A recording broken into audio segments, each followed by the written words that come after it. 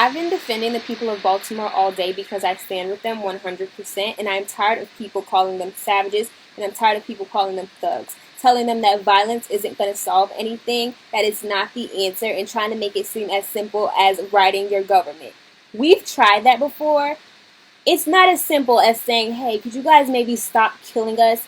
That's not working. Petitions aren't working. We petitioned for Darren Wilson to be indicted federally, and that didn't happen. Petition GoFundMe for him not to get that money that was raised for him, but he's still retired with $500,000. So the time for petitioning is over.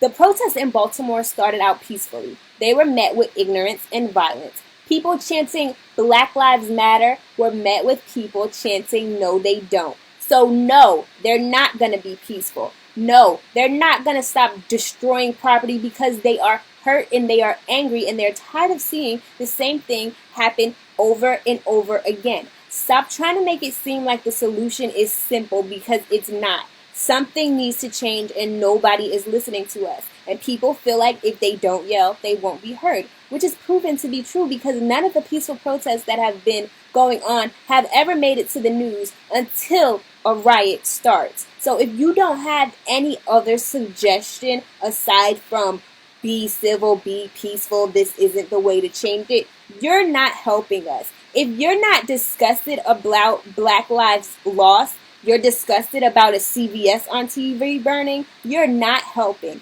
You're disgusted about property loss, but a young man laying in the street for 4 hours dead doesn't disgust you. A 7-year-old girl with a bullet through her head because the cops raided the wrong house doesn't disgust you. A mentally ill man tasered to death while in police custody doesn't disgust you. A man whose spine was severed while in police custody doesn't disgust you. But some broken windows is what disgusts you. You're not helping, and you don't get to have an opinion if you've never been in the situation to feel like your son, daughter, brother, or father could be next. You can't tell people who have been oppressed for years how they should feel and how they should react. This is not something that's going to be solved simply, and you absolutely cannot tell people that they need to be peaceful when being peaceful hasn't worked all these years. They don't teach us much about Black history in school, but I'm sure that you've seen pictures of those peaceful protesters being met with attack dogs,